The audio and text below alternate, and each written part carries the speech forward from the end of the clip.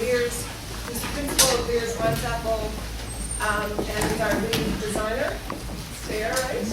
Okay, good. And this is Tom Chung, who's the project manager. Project manager. All right.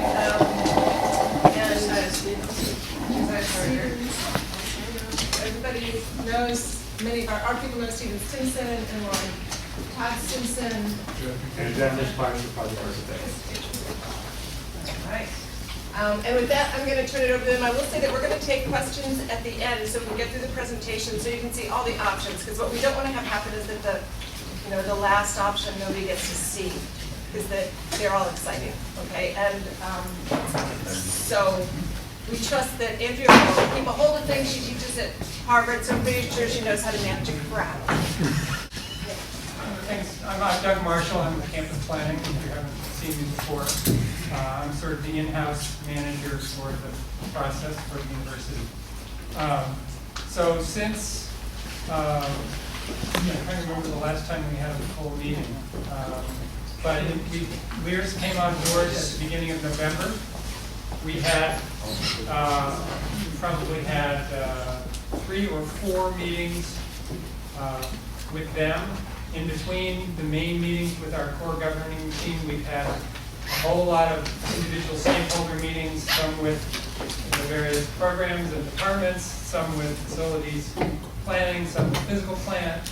We're in conversation about wood shops, about wood testing labs, about computer rooms, and what should those things be. So we're trying to touch a lot of different pieces during this study phase. And of course, the most exciting one is getting the site and getting a sort of conceptual idea of what the building will be. In between, we've also made two field trips. We took one day and went to Boston and looked at the Harvard GSD facilities. We looked at the MIT Architecture School facilities, and we looked at the MIT Media Lab. And then we had a second really grueling day where we drove to Cornell, looked at Millstadt Hall, which is their new addition that joins the 2 or 3 other buildings that they have. Then we went up to Syracuse and we looked at the Slocum Hall of Syracuse, which was a renovation done a few years ago, and we looked at the SUNY ESF campus, which has it's not a design school per se, although it's not an architectural design school. They have a landscape program. But they have a new building right next to the Carrier Dome that we were interested in seeing. So we've been doing field trips and lots of meetings. And we made 2 presentations prior to this in last year, which had a lot of site analysis and some of the background information about program, testing the studio spaces to make sure that we've got that size correctly. And we had that information available, but because of the time, I'd like to just go through this round of presentation first. And then if there's questions about that, we could bring up those slides later on. This is our second round of document stacking. There was another round that was started about 3 weeks ago. Again, we have information there, but I think for time's sake, let's go through this presentation that we presented earlier this morning to the full group, and then we'll field questions afterwards. So with that.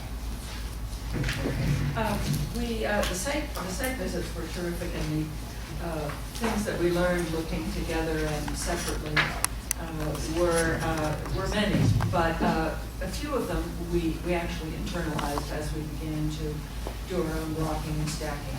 The size of studio, for example, the openness of Milstein Hall was not what people wanted, but rather something that was flexible, not fully as large as that. So what we understood was that 4 to 6 units together might make a good flexible studio, but not everybody in one studio.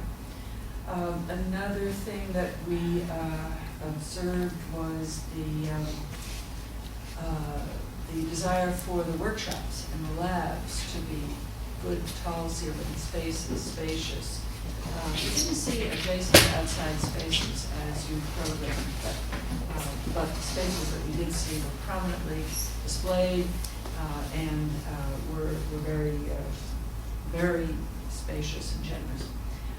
And the third thing I think that we absorbed was the excitement about using wood structure in some form within the building, which we're exploring, and you'll see some of these embryonic ideas about how that might be part of our thinking. On the campus side, our previous meetings made a few points important. First of all, that what we are doing now must be thought of in the context of a future building site and, in fact, the site development of the whole end of Stockbridge Way. So that we were not meant to look at this building in isolation together with its immediate environs, but we really wanted to think how it would be long-term as one of two buildings on this site. And I know that's different from the studio that we did. The second point that was made clear was that the campus is going to become more dense in this area. So there's going to be a lot more building, probably 4-story building where it's 2 and 3 stories now. That was another. And then finally, and very important, the idea that the site needs to be accessible, not just within the building, which we would normally think of anyway, but that you've got a sloped site, more steep on the northern side, less steep on the southern, but it is the campus's goal that routes through the site be improved from what they are today. And in doing this project, that we use the opportunity to do that. So with that, what we did was to develop 4 very rough options, which 2 of which tested building on the northern part of the site, lot 62 it's called, and 2 of which looked at building on the southern part of lot 62. And also for those of you guys who have been doing the process for a while, French has been taken off the table. A couple of meetings ago, we did some site analysis looking at the relevancy of the program relative to the site of French and how that is remote to the adjacency of fine arts and studio arts. So with some series of discussions, but just reminding me right now that French has been taken off the table, so we are looking only at the larger lot 62. So you all know, here's Clark here, here's lot 62, and what we've been asked to do is to just look at all of this and its future for not only this building, but the next phase of building when that comes. So with that, we looked at 4 different versions. We looked at an addition directly to Clark, something that used Clark as part of the program, as well as building a new portion. We looked at a freestanding building on the northern part of the lot, and then we looked at 2 versions on the southern part of the block, just to explore what the implications of each were. These are all about 84,000 square feet in total. That's the program that we're working with today. Only the population is a bit more, it's at 90,000 because of the inefficiencies of Clark. Because we can't fully use the existing area in Clark. Okay. So the Clark addition scheme effectively uses, the notion is that you create an L-shaped building around which, through which you pass on this important campus walk that goes all the way up to the dining building here. And so there's a spanning bridge, which is in fact the shared pinup spaces and gallery spaces, and studios on the upper parts of the building, and then the labs and shops on the lower part.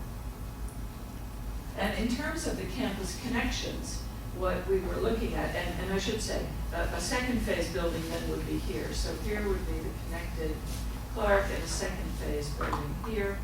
We're looking to let the pathways through that exist, that are important today, continue, and to ideally come in from the east side of the site. So this is a diagram. We're going to show a build-out scheme and a phase 1 scheme for each of these 4 options. This is a build-out scheme which shows the idea of future building, and here's the IDB building connected to Clark Hall as an addition. I'll point out the way we're distributing some of the exterior spaces. We know we need a shared workspace, a workspace for building construction technology, possibly testing labs, outdoor space for LARP, and architecture studios. Then we're also showing service access. So in this scheme, we're showing Stockbridge Way actually taking a turn and continuing out, connecting to Thatcher.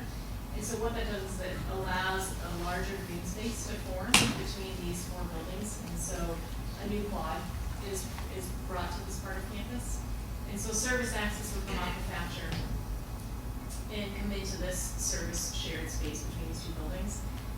The grading scheme is essentially, we need to show that we understand the difficulty of getting 5% ramp from basically we're at 247 here and making its way winding up to this entry at 260. It's pretty difficult. We know we probably will need a straight shot realistically, but we're showing that this actually will.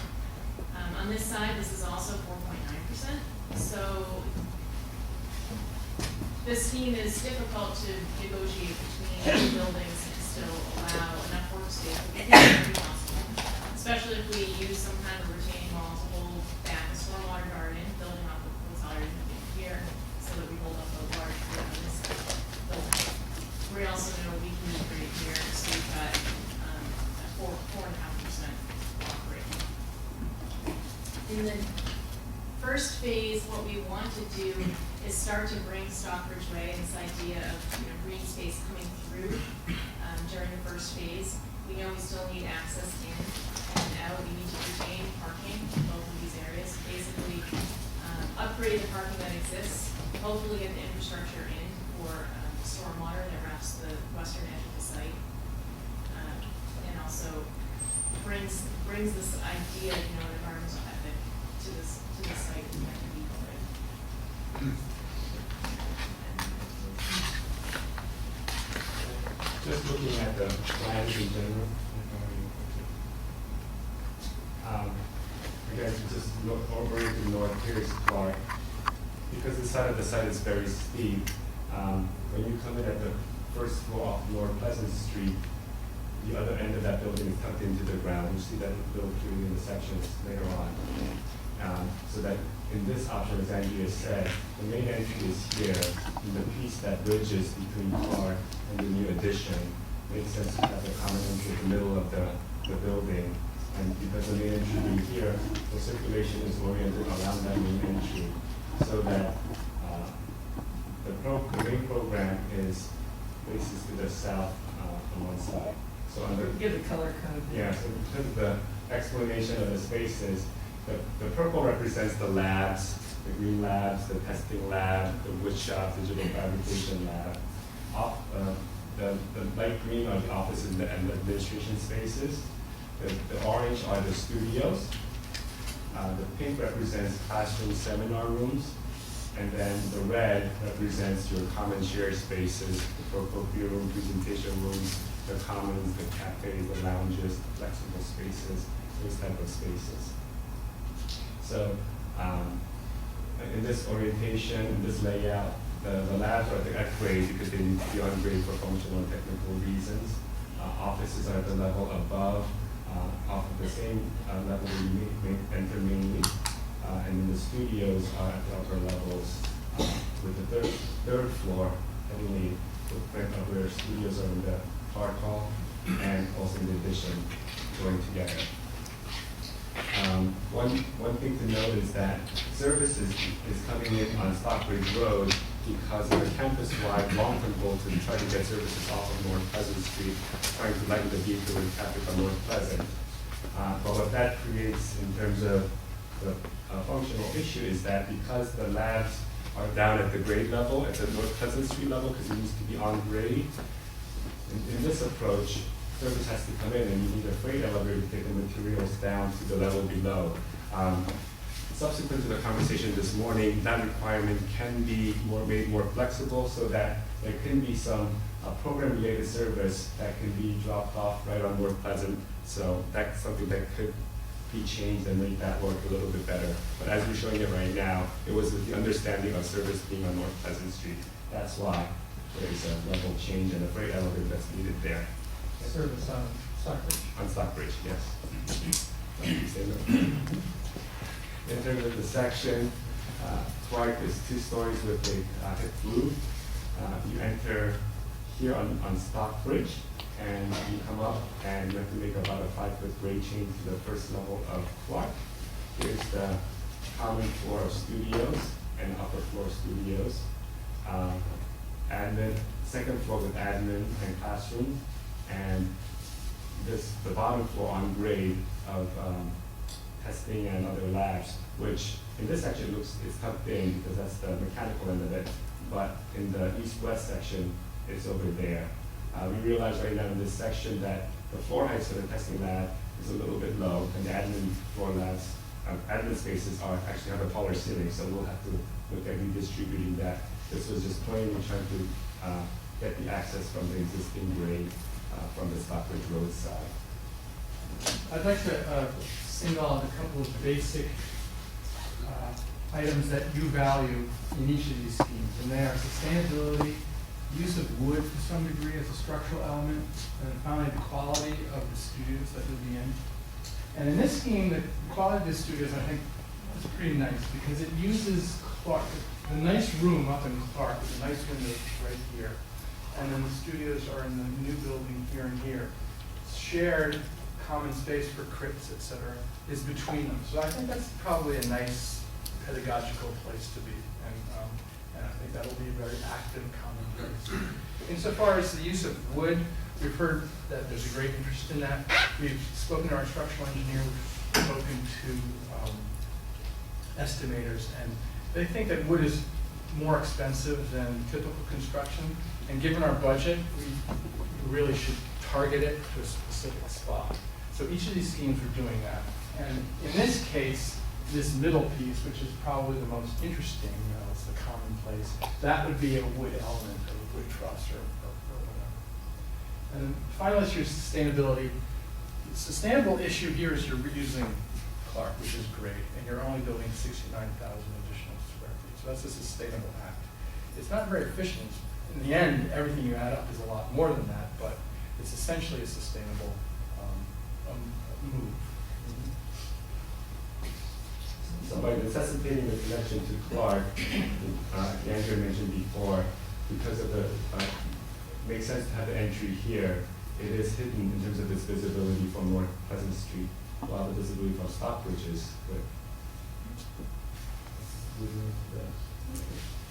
But then we look at what if you were to build as simple a structure as possible on the north part of the site. It requires it being very compact because you won't be able to move up either side, up the hill and across in the present paths.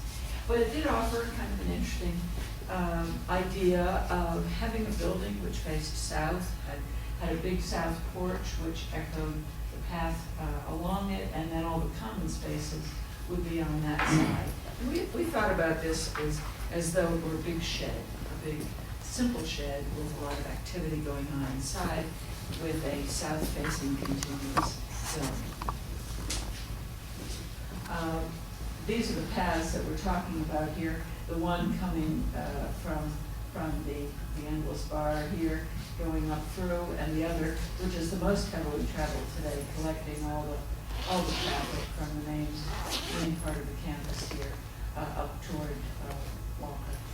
So it leaves a zone in between, and it suggests an east-west, a north-south, east-west building, and a very compact building, which then has its additional related spaces on the two short ends. So this is the phase 2 master plan scheme showing the big shed and then another future building perpendicular to it. We're showing Stockbridge Way coming through into this big green space. Instead of making a curve, it comes straight through and creates a front yard area to these buildings and then another quad space and quad internals. The stormwater gardens are still in the same location. The attitude about grading is a little bit more architectural, I would say. We're showing a series of terraces that work their way up the site that help define some of these outdoor workspaces, outdoor classrooms. And we are really looking at these strong connections between Fine Arts Center coming across. And then on the north side of the building, we aren't showing a development here, but we're imagining something that's nice about the scheme is that there's a definitive north side and a definitive south side. So you can have two different types of landscapes. You can imagine south, sunny, open to this area, this green space, and the north shady side could be developed in a different way. Service is coming off of, we're actually proposing something a little bit different here and showing that there could be an attitude of coming through off the Tetra this way if you didn't want to bring a car or even service access. You could bring it through here to Franklin and access the building and then go back out to Rockland Trail.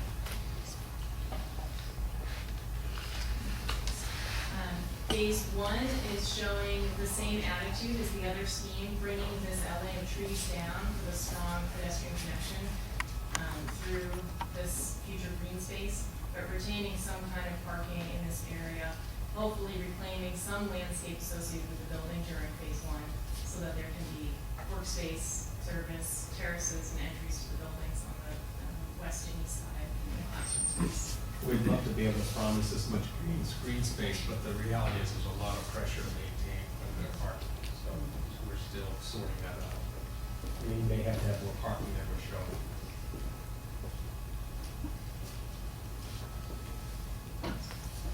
Just through the plans, I'll start from the lower level again. At grade on North Pleasant, you have the main North Pleasant entry site there. You have the common space with flexible spaces, exhibit, commons, cafe, all in that area. And as you move up along the glazed facade of the south, up, then you go up to the second floor, which is the entry point from Stockbridge. And again, that's very public as well, with most of your classroom seminars fronting the common space opening out of the south. Your labs are at grade at the North Pleasant Street level towards the north. So this is the lake, and then the studios are the top two floors with common open space between the fourth floor and the third floor.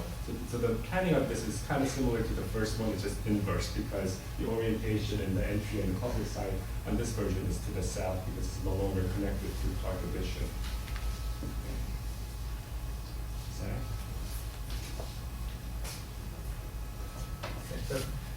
It's a simple box, simple shed, which people like that idea a little bit.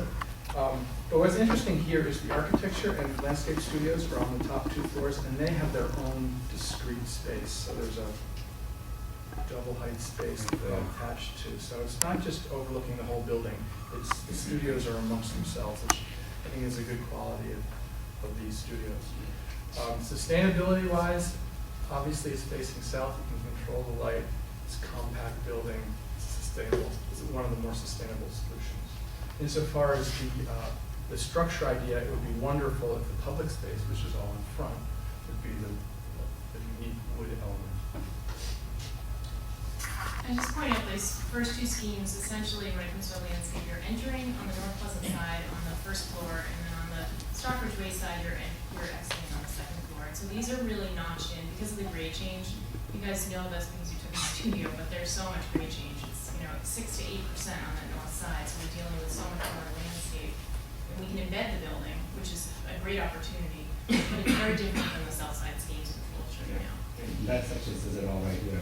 You're on the first floor, every time you come around, you're embedded into the ground, there's your entry of the second floor.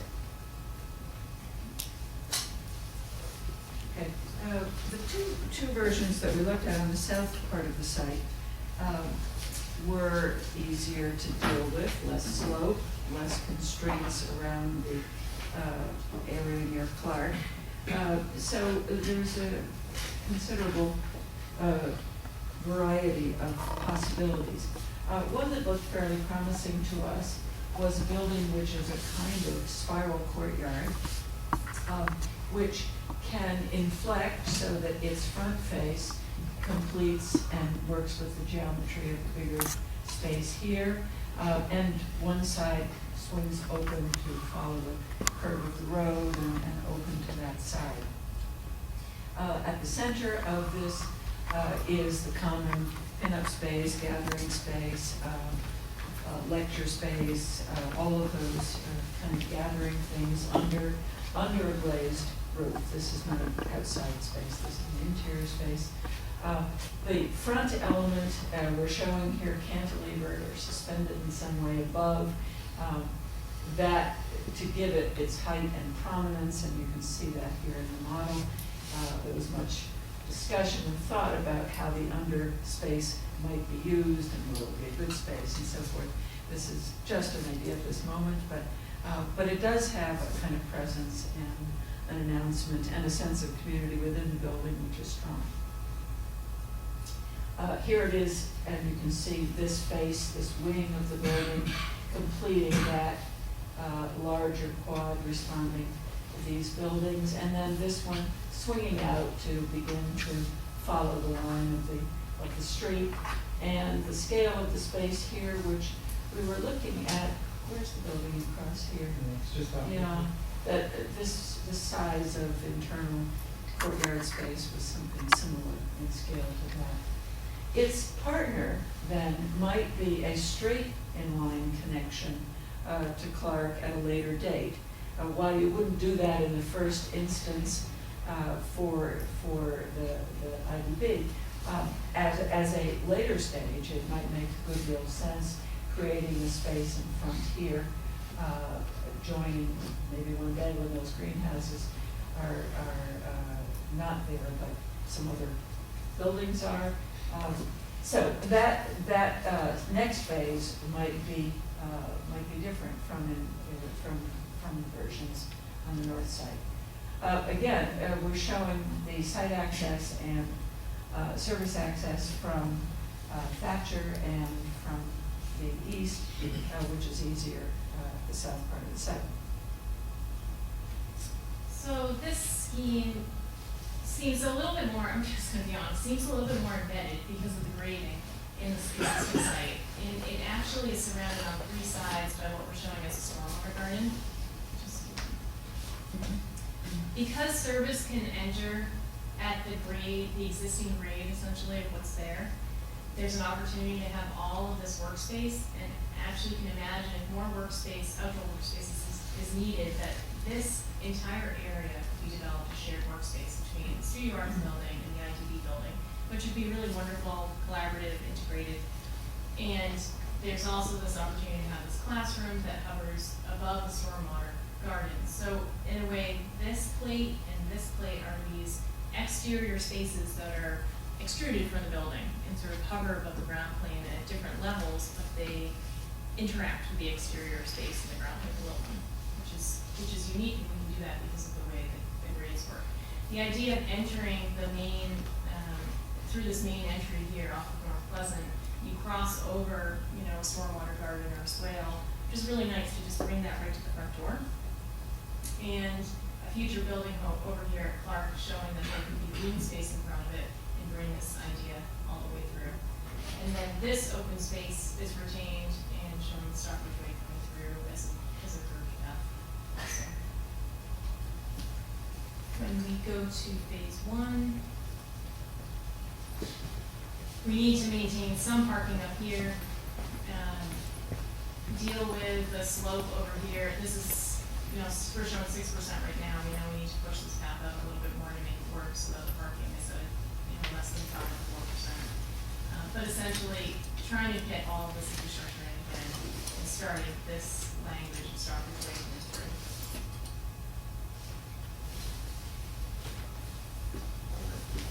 Just orienting you to the plans again at the roof. Because this is a much flatter part of the site, you essentially, whether you're coming from the North Pleasant side or Stockbridge side, you're entering at the same level.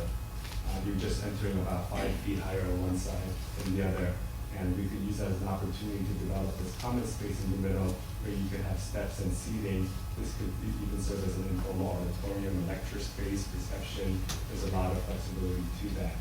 In terms of the layout of the ground floor, you have other shared spaces, your main presentation room, classrooms there, cafes in that zone, with the labs and testing rooms on the south on grade, right across from the workspaces. So you just come right out and it's maximum flexibility, the best relationship, service being right there. On the upper levels, we have a wing of the classrooms and seminar rooms above the labs with studios in the north and west wings of the courtyard. On the second floor, third floor, and because of the cantilever and the gesture to swoop up, there's an opportunity for a little mezzanine space of studios above there. Office administration spaces on the third floor above the classrooms.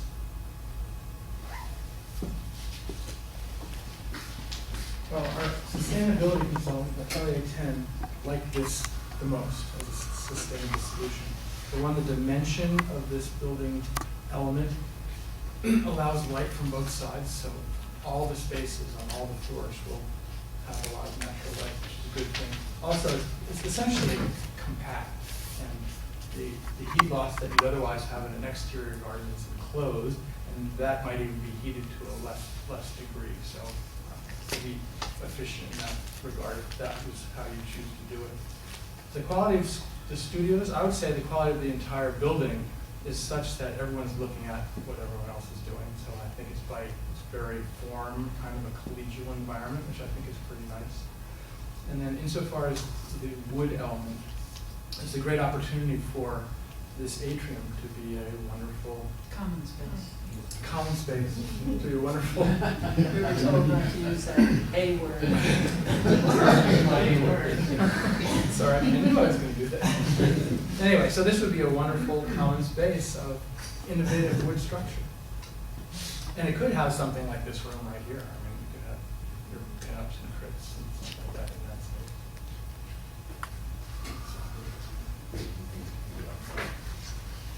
space. So then finally, another try at the south side.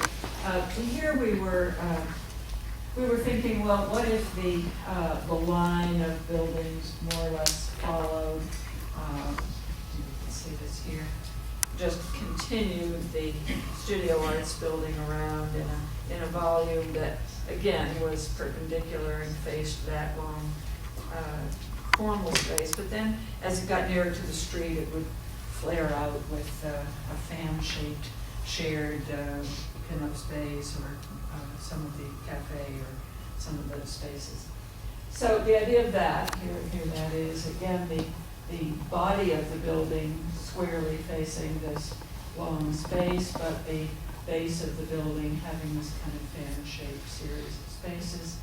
Again, approached from the north for service, and entry in this main entry in this corner, and on the uphill side in that corner. This plan shows this notion of the service community, like Andrew just said, and this becomes a working yard on the east side. So the working yard is adjacent to the big green space that's created.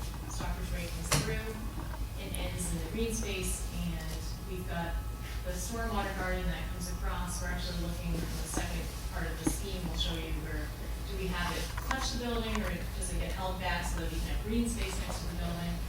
We're showing outdoor classroom here as well. The main entry coming off of North Pleasant Street, and this becomes this throughway corridor so that you can enter on this side, and also coming up from Fine Arts Arcade as well. And In this, by the way, the future building then would probably be like a connected to Clark building would be, had we chosen to do that in the first phase. So it has the potential to do something like that and then create for the future space in there. just want to point out that when you do come in to enter the building here, Tom will talk about the service entry is lower than the green space. And in phase one, again, similarly bringing down the notion of Stockbridge Way, greening it up and trying to make this parking lot more than just the existing commission parking lot. And we're not showing the shared workspace here yet, but also because of the proximity to studio arts, we could definitely explore that idea of shared workspace between them. I think that this scheme and the previous scheme really show two distinct spaces. One is this green space that's open, common, and serves all of these buildings, and especially Franklin. And then this other space that really serves IUB and studio arts.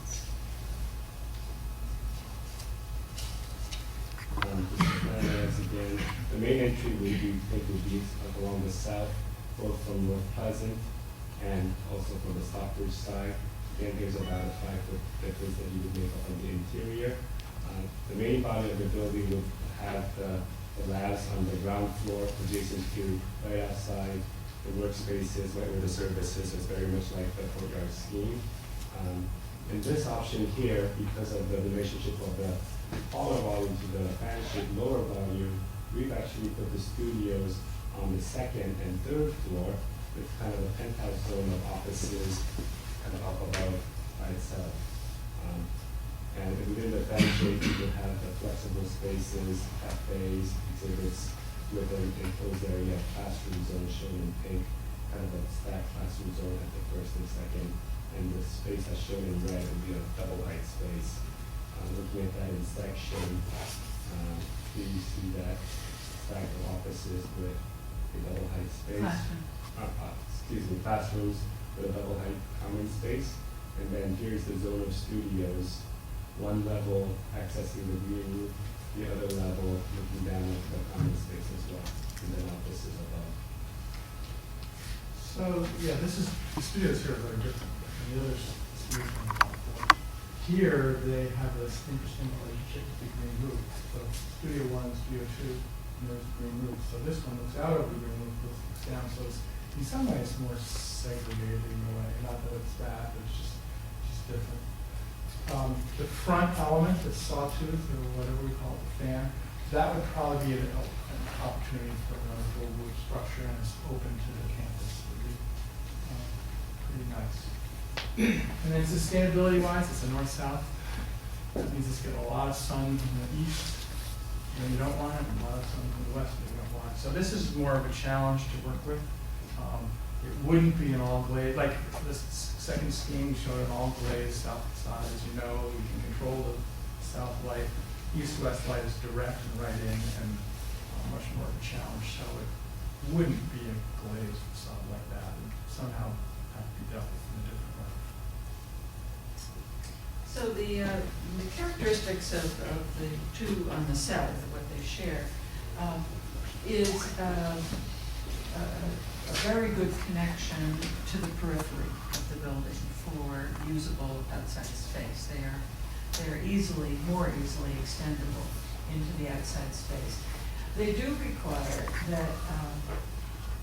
that the landscape, if we're going to connect Stockbridge Way to this site, that some work be done to bring something more than just a couple of parking lots in between this building and the rest of Stockbridge Way. So there's some effort that we needed there. The difference between the third and fourth ones, the third one obviously is stronger on community within the building. The fourth one is more outward looking. They have different qualities. It's not a value judgment, they just have different kind of community qualities. And the north sides are really kind of on the campus route. I mean, I guess you would say that they really are about movement through the campus and into the building. And they have that quality of being very compact and moving along them and probably getting a lot of passersby to get interested and look in. So there are actually interesting qualities about each. There are some real challenges on the north side to make it work with the steeper grade. It's just tougher over there, especially for the laboratories and workshops that want to be on grade with their outside space. A little bit more challenging over there. But we're at a point where we're just looking at the consequences of each part of the site. And that's our task now we've been asked to look at. Yeah, it's still, it is a pre-design phase. Yeah, We're not really looking at designing, although we have to be aware of the design potential of each of these options. Okay, so we're testing them, and they're really test fits of the program on each part of the site, how the program might go together, how the site might work, how it fits in the campus, how it grows in the future. And now we will take some of these and we'll go forward and develop them a little bit more, not much more. We'll cost them to see if there are important cost differences, and that will help us come to a focus on one recommended site and direction. So that's where we are. But we've learned a lot from hearing in the committee, which is a sizable committee there. 30-some people who've been working on this for a year and talking, but this is in the interest of just broadening the group that we hear from and invite your thoughts.